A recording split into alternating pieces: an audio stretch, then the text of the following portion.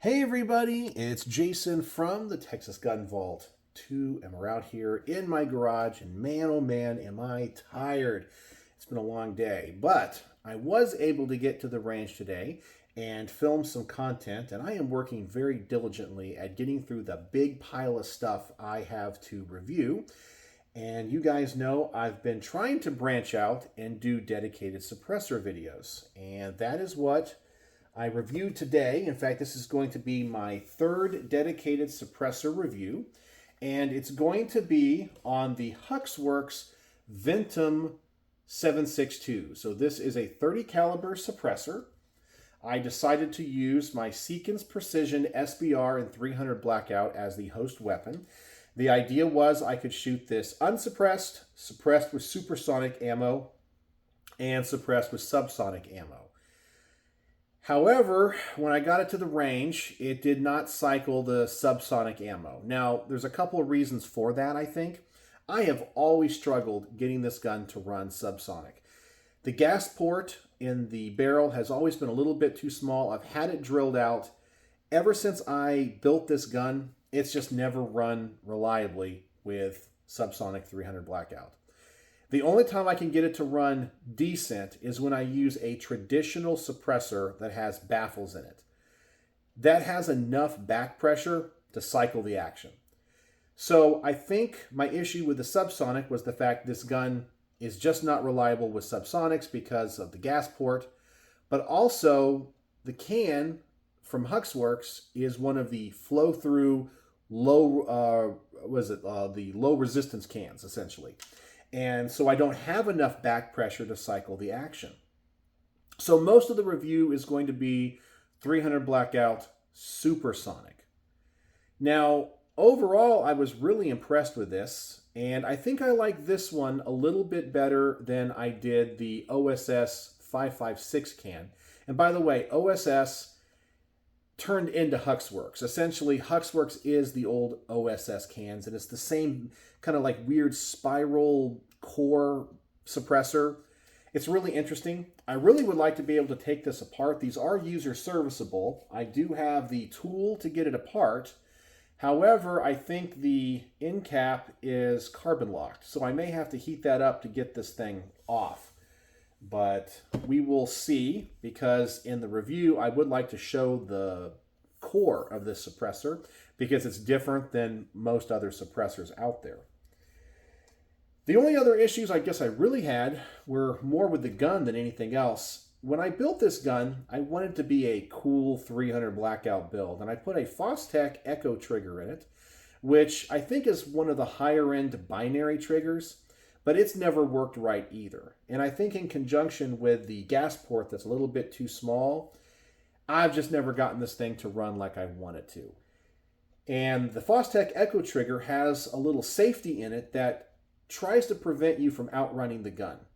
But unfortunately, this gun kind of short strokes, so when I tried to shoot this to see how hot I could get the suppressor with a couple of mag dumps, about 70% through the magazine, it seizes up. I just have like a misfeed. I don't think it's the binary trigger. It might be. I don't know.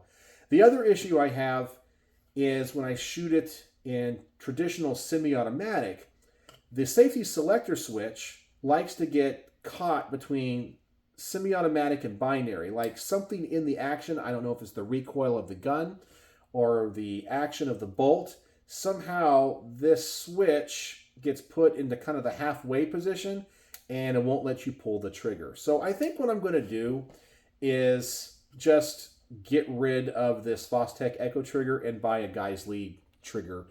Those work great. I really wanted this thing to run well, and who knows, maybe in a different gun it would run great. I can tell you, when I was able to shoot this in binary for part of the magazine, it definitely runs really, really, really fast. But it's just not reliable. So a Guy's Lead's got to go in this thing. I've also thought about changing this whole gun's caliber to 5.56. I think it'd be a more versatile weapon and one that I would use more. I don't take this to the range very often because I just don't shoot 300 blackout all that much. I think when I built it, I thought it was going to be cooler than what it actually is, and it's not. But it was a great host weapon for this suppressor because I think so many people are going to use the suppressor on an application like this. The tone of the Ventum 762 is pretty good. I would say it's in the lower end. There's definitely a lot of decibel reduction on this, better than the OSS can. But I don't think it's as much as a traditional baffled suppressor. And I said that about the OSS can. I think the flow-through technology of this can is better than the OSS can because I got virtually no gas back in my face when I shot it fast. You really have all the gases going out the front of this. It affects the accuracy a little bit at 25 yards. This thing shoots a little bit low, about 4 inches. And ballistically, when I put it on the chronograph, the suppressor drops the feet per second by about 30 to 50 feet per second on average, I think. Maybe not that much, maybe more like 30 instead of 50. But I'll have to go back and look at all the data. But where unsuppressed, this gun is in the high 1600s, so like 1690, 1695. With the suppressor, 1660, 1650 feet per second. So you definitely lose something with the suppressor. I don't know if maybe that's what's affecting the accuracy. I don't know, but it's not bad. It's not bad. I think it's well within what you would expect for a suppressor. I just wasn't expecting that much of a deviation. So overall, it ran good. I just need to get this thing apart, and I got the range footage edited, which, by the way, takes a lot more time on these dedicated suppressor reviews than a typical range report because for each shot with the chronograph, I have to put in the feet per second, and I have all these different like little tiles that go into it. It just takes me a lot longer to edit. So it's less time filming. I think my time here in the garage is easier because it's shorter. I don't have to spend as much time, but the editing process of these videos is longer and more intense. So anyway, that's what today's video is about. The Ventum Huxwrx 762 suppressor. It worked really, really well. And I do like these flow-through cans, but I think in general, I still like traditional baffled suppressors a little bit more.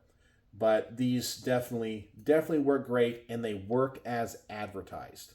So take that for what it's worth. The only other interesting story I have from today at the range, it took me a little bit longer to film this because when I got there, the range was empty, and I shoot on the VIP lanes at the Frisco Gun Club, and I try to go at times when people typically are not going to be there. And I try to go in the mid-afternoon. Typically, a lot of people are at work, no one's at the range. I get there, and I'm setting up, and in comes a football player. I've told you guys, at the Frisco Gun Club, we get lots of professional athletes, and I guess this guy, and by the way, I don't follow sports ball, so these guys could walk in here, and I have no earthly idea who they are. But this guy, I think he played for the Jacksonville Jaguars and the Dallas Cowboys. I believe his number is, or was, 78. Anyway, that's what it was because, trust me, his bag had his number on it and all that kind of stuff.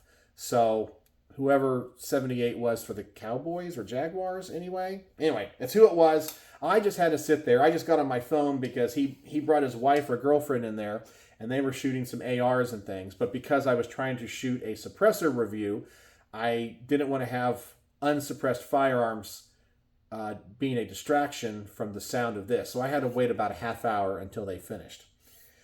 But yeah, so that's what happened. And not really that exciting of a story, but it's a story nonetheless. So anyway, let me know what you think about the suppressor, the gun, my issues with the binary trigger. I'd like to know your thoughts.